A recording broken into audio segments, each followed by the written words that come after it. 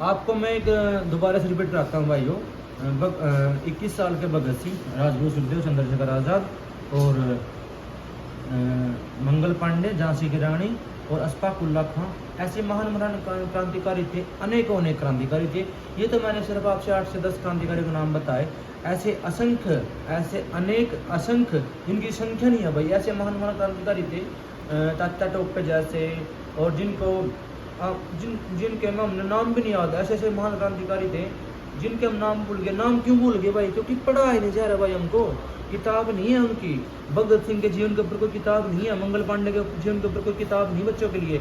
और चंद्रशेखर आज़ाद के जीवन के ऊपर कोई किताब नहीं है बच्चों के लिए। पढ़ाया क्या जा रहा है बच्चों को? अकबर महान थे और अकबर के बच्चे बाबर, हुमायूं, फलाना डिकड़ा, ये बच्चों को पढ़ाया जा रहा है, जिससे बच्चों को ज्ञान अधूरा हो रहा है और बच्चों को सिर्फ अंग्रेज बनाया जा रहा है, इंग्लिश पढ़ा के। पर भाई गलत है।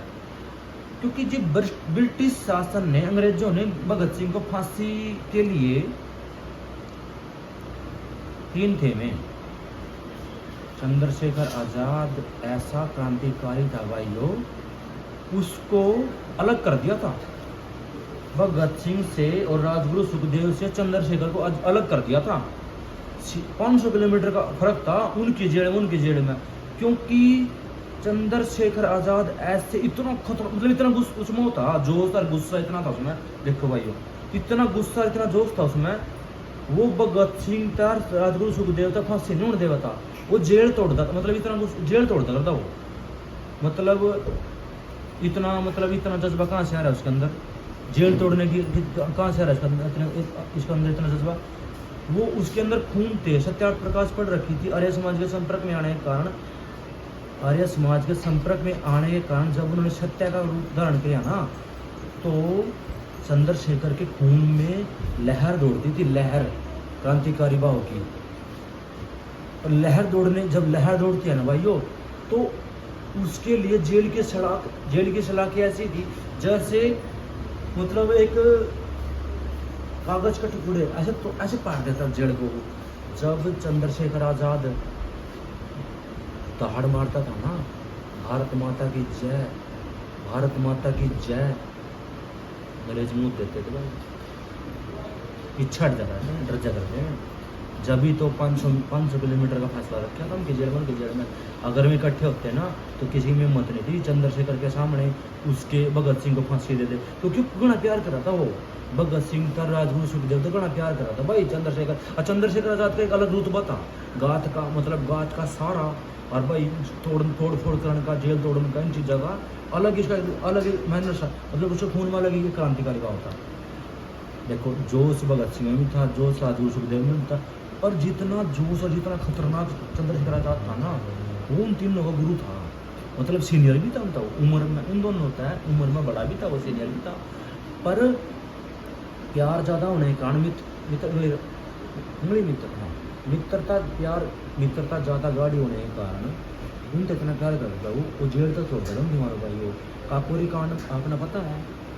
भगत सिंह ने चौकी फूंक दी थी अंग्रेजों की, और संभाला किसने? चंद्रशेखर ने। वो बड़ा था, उसमें बुद्धि थी, और उम्र ज़्यादा होने के कारण वो सारा संभाल था। रोड़ा था, करता था। छोटे, इसकी उम्र कम थी, भगत सिंह 21 साल की उम्र थी। वो तो उल्टे फुंटे काटता था, मतलब कड़ी कुछ करते। पर संभाल कौन करा था? चंद्रशेखर आज़ाद। बड़ा था उम्र में, और भाई बुद्धि पूरी काम करा थी, और तो वो संभाल था सारे लोगों ने। जब 21 साल की उम्र में ब्रिटिश सरकार भगत सिंह को फांसी देने के लिए तैयार हुई, तो अंग्रेजों ने पूछा, भगत सिंह आपकी क्या आखिरी इच्छा क्या है भाई? तो सिर्फ उसने एक बात बोली थी, भाई मेरी माता मिला दो वरना बस। तो अंग्रेजों ने सोचा फांसी तोड़ना है, मारना तो है यू, चंद्रशेखर इसके अलावा है नहीं, राजगुरु सुखदेव और यू भगत सिंह है। तो एक काम करो, इसको भगत सिंह की माँ को बुला दो भाई। करता है, बुला दी भाई। ये देखो एक होता है, माँ चाहे मेरी हो, माँ चाहे भगत सिंह की हो, अगर बच्चे को कांटा भी लग जाए ना, तो माँ के आंखों में आंसू आ जाए भाई। ऐसे भगत सिंह की माँ जब आई उनके पास, भगत सिंह के पास, तो भाई वो रोने लगी। तो भगत सिंह ने एक बात बोली थी भाइयों, आप तो मैं बताना चाहूँ, सत्य है बिल्कुल, पढ़ भी रखी, मैंने सुन भी रखी। भगत सिंह ने एक बात बोली, माँ तो रो के रही है। माँ बोली और क्या करूँ? मुझे जी मेरे बेटे ने अंग्रेज़ सरकार, अंग्रेज़ के ये सरकारी अफसर, अंग्रेज़ के ये ब्रिटिश सरकार के ये अंग्रेज़ मेरे बेटे भगत सिंह को फांसी तोड़ रहे, तो मैं क्या रोऊँ नहीं, क्या मैं हंसूँ? तो भगत सिंह बोले माँ तू हंस, माँ तू तराने गा, माँ तू भजन गा, माँ तू तराने गा भक्ति के, देशभक्ति के। बोले क्यों, क्या हुआ? माँ तेरा बेटा दुल्हन लेने जा रहा है। कौन सी? आज़ादी की मेरे भाइयों। भगत सिंह ने ऐसे बोला अपनी माँ को, माँ तू घर जा, माँ मैं तो जितना मिलना था मैंने मिल लिया, माँ तू घर जा, घर जाकर ढोलक ले और आस पड़ोस की महिला को बुला के ला और तू भजन गा, माँ भक्ति गा, देश के लिए देशभक्ति गीत गा, तराने गा देश के लिए, क्योंकि तेरा बेटा दुल्हन लेने जा रहा। कौन सी? आज़ादी की मेरे भाइयों।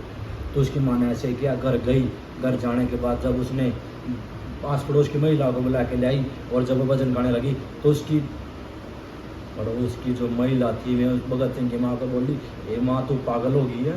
भगत सिंह की माँ तो वह बोली क्यों, तेरा बेटा फांसी तोड़ रही है सरकार और तू तराने गा रही है, तू भजन गा रही है, तू देश के भक्ति के भजन गा रही है, क्या हो गया, तू पागल हो गई है माँ? तो भगत सिंह की माँ ने जवाब दिया, हाँ मैं पागल हो गई हूँ। क्यों? क्योंकि मेरा बेटा दुल्हन लेने जा रहा, देशभक्ति दुल्हन लेने जा रहा, देश की दुल्हन का नाम है देश की आज़ादी। मेरा बेटे को दुनिया याद करेगी। अगर मेरा बेटा दारू पी कर कहीं नालियों में पड़ कर मर गया तो मेरे बेटे को याद नहीं करेगी। आज मेरा बेटा देश के लिए फांसी के तख्त पर झूल रहा। मेरा बेटा नहीं, 3 माँ के बेटे झूल रहे। भगत सिंह, राजगुरु, सुखदेव, चंद्रशेखर आज़ाद। चंद्रशेखर आज़ाद को फांसी दी थी पर 500 किलोमीटर दूर दी थी मेरे भाइयों, 550 किलोमीटर दूर। उनके साथ नहीं रखा था उसको, सिर में थोड़े मारे थे। फांसी दी थी पहले भी, फांसी भगत सिंह को, तीनों को, इनको भगत सिंह, राजगुरु, सुखदेव और चंद्रशेखर आज़ाद को 6 से 7 बार फांसी दी थी और मरे नहीं थे भाई। क्योंकि इनको ना प्राणायाम था, अपने प्राणायाम का मतलब होता है अपने प्राणों पर नियंत्रण। और 40 से 52 सेकंड के लिए फांसी होती है। फांसी पर अगर मर गया तो मर गया, उसको उतार लेते हैं नीचे। अगर उस टाइम में नहीं मरा, मतलब उन सेकंडों में नहीं मरा तो मरेगा नहीं, मतलब उसको नीचे उतार लिया तो बच गया तो बच गया, मर गया तो मर गया। सेकंड होती है 42 से पता नहीं 52 सेकंड ऐसे होती हैं जिसके अपने प्राणों पर नियंत्रण है, प्राणायाम रोकने का नियंत्रण है, तो वो बच गया। तो भगत सिंह को, इन तीनों को योग का अभ्यास था, प्राणों पर नियंत्रण था, बच जाते थे 6 से 7 बार। जब 8वीं बार फांसी दी गई तीनों को तो इनको प्राणों पर नियंत्रण नहीं हुआ, इनके सिर में तोड़े मारे थे भाई। तीनों के सिर में तोड़े मारने के कारण चोट लगी और प्राणों पर नियंत्रण नहीं हुआ तो फांसी के कारण मर गए, देश के लिए शहीद हो गए। तो भाई इसमें मैं आपको बताना चाहता हूँ, गांधी जी के कोई नहीं था इसमें, वो देश को आज़ाद कराने के लिए भगत सिंह, राजगुरु, सुखदेव, चंद्रशेखर आज़ाद की अहम भूमिका थी। तो मैं ज़्यादा लंबा नहीं बोल पाऊंगा भाई क्योंकि मेरा दिक्कत हो रही है। पर मैं एक बात बताना चाहूँ आपको, मेरे अंदर जो खून दौड़ रहा है ना, मेरे अंदर जो संस्कार दौड़ रहे हैं, मैं भी आर्य समाज से संपर्क हूँ और मेरे अंदर स्वामी जी का, मैंने सत्यार्थ प्रकाश डेली पढ़ता हूँ, रात को स्वाध्याय करते हैं हम। और मैंने एक जीवन में एक फैसला लिया, अपने कसम ली मैंने अपना पूरा जीवन आर्य समाज को सौंप दिया भाइयों। मैं अपनी जितना मेरा जीवन बचा है, मेरी 29 साल उम्र हो गई है और जितनी मैं जीऊँगा, 60 साल जीऊँ या 70 साल जीऊँ या 80 साल या 90 साल जीऊँ, मैंने पूरा जीवन अपने आर्य समाज के लिए, अपने राष्ट्र के लिए सौंप दिया भाइयों। ये वीडियो में मैं क्यों बता रहा हूँ मैं, क्योंकि मेरा जोन जा भाई, देश के लिए कुछ करना, राष्ट्र के लिए कुछ करना। क्योंकि मेरे अंदर भी भगत सिंह, राजगुरु, सुखदेव और चंद्रशेखर के संस्कार गूंजते हैं भाइयों। तो आज मैं वीडियो क्लोज करता हूँ और सभी भाइयों को देश की 7 और 9 79 की शुभकामनाएं। और लगभग 80 साल पूरे होने वाले हैं।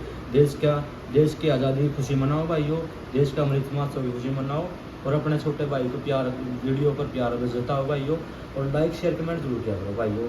तो आपका अपना मोहित साधवन आपके लिए नया कंटेंट लाया है, थोड़ा गुस्से में बोल लिया तो भाई बुरा मत मानना। जिसके भाई को दिक्कत हो, गाड़ी गुड़ी देने हो तो कमेंट में दे दियो भाइयों। राम राम भाई, जय बोल बाबा जी। यो विषय ये था कि देश को आज़ाद कराने में अहम भूमिका किस किस की है। आप सबको बताया गया होगा, पढ़ाया गया होगा कि देश को आज़ाद कराने में गांधी जी की भूमिका थी।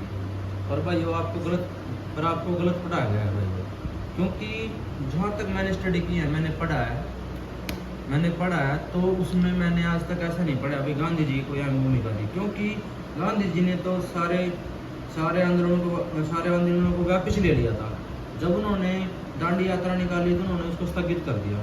जब उन्होंने भारत छोड़ो आंदोलन निकाला तो उस आंदोलन को वापस ले लिया। तो वो तो कोई भी आंदोलन पूरा नहीं कर पाए भाइयों। तो मैं तो नहीं मानता उनको। पर एक बात सही हुई है, गांधी जी का जो फोटो नोटों पे लगाया गया वो एक नंबर का काम हुआ है। क्योंकि अगर हमारे किसी क्रांतिकारी का नोटों पे फोटो होता तो अच्छा नहीं था। क्योंकि कभी कभी क्या होता है, नोट कहीं भी गंदगी में गिर जाता है, और नोट पे भी कहीं कभी नोट उड़ाते हैं ना जो शादी में, वो उसके ऊपर पैर भी चढ़ जाते हैं, लोग लुगाई चढ़ जाते हैं, तो वो गलत है। मतलब उसका गांधी जी का फोटो नोटों पे सही है, वो प्रोजेक्ट सही है, पर देश को आजाद कराने में कोई भूमिका गांधी जी की नहीं है। ये थी फर्स्ट बात। दूसरी बात मैं आपको बताना चाहता हूँ भाई, देश की आज़ादी कराने में अहम भूमिका सबसे पहले भगत सिंह की थी।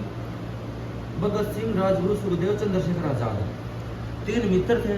तीनों मित्र ऐसे थे जो जो देश के लिए हर वक्त, ये नहीं भाई फॉर्मेलिटी ना, देश के लिए इतने क्रांतिकारी भाव थे उनके अंदर, जो देश के लिए समर्पित थे और देश के लिए हर समय मरना चाहते थे। वो अपने प्राणों को निछावर करना चाहते देश पे मेरे भाइयों।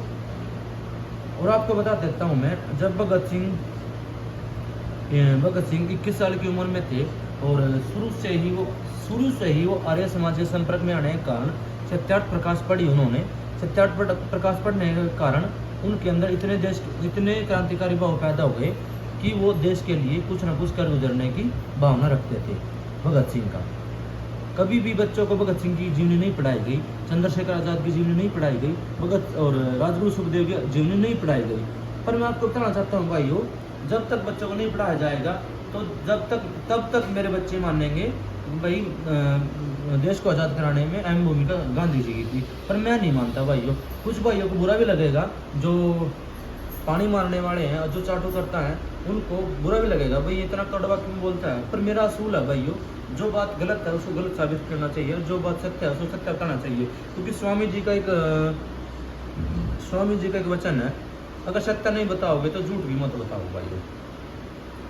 तो 3 आदमी की अहम भूमिका थी। वैसे तो महान क्रांतिकारी थे। मैं आपको नंबर सीरियल वाइज नाम बताऊंगा, आप लिख भी लेना बाद में। सबसे पहले भगत सिंह, 21 साल की उम्र थी। चंद्रशेखर आजाद, राजगुरु सुखदेव, ये 3 मित्र थे जो एक साथ फांसी के तख्ते पे झूल गए थे। इस बात पे मैं दोबारा आऊँगा।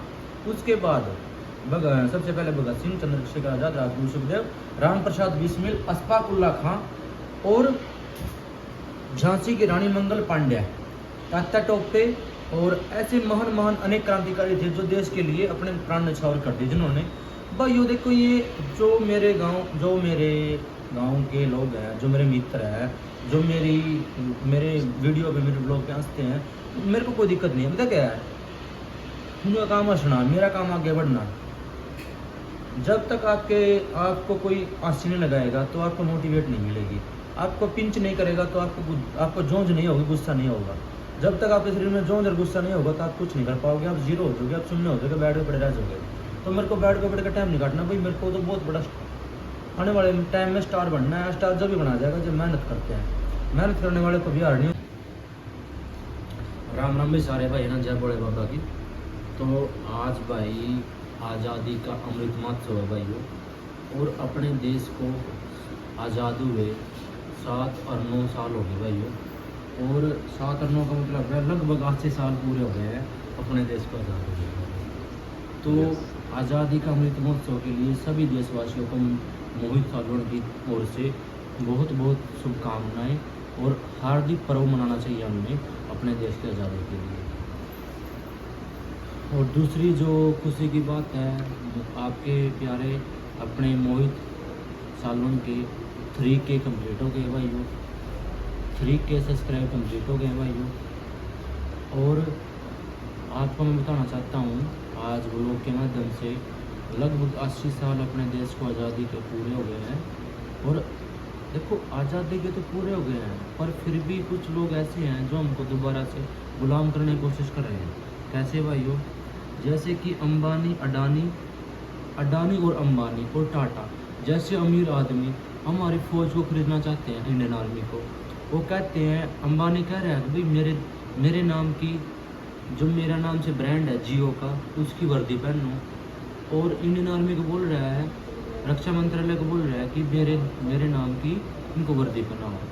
पर इस चर्चा पर इंडियन आर्मी ने उसको नकार दिया, उसको मना कर दिया।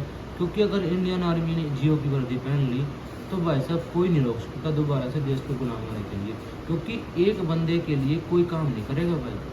क्योंकि इंडियन आर्मी को खरीद लिया गया है, अंबानी खरीदना चाहता है, पर उसको मोदी सरकार का धन्यवाद है जो अंबानी के हाथ में इंडियन आर्मी को नहीं दे रही हो।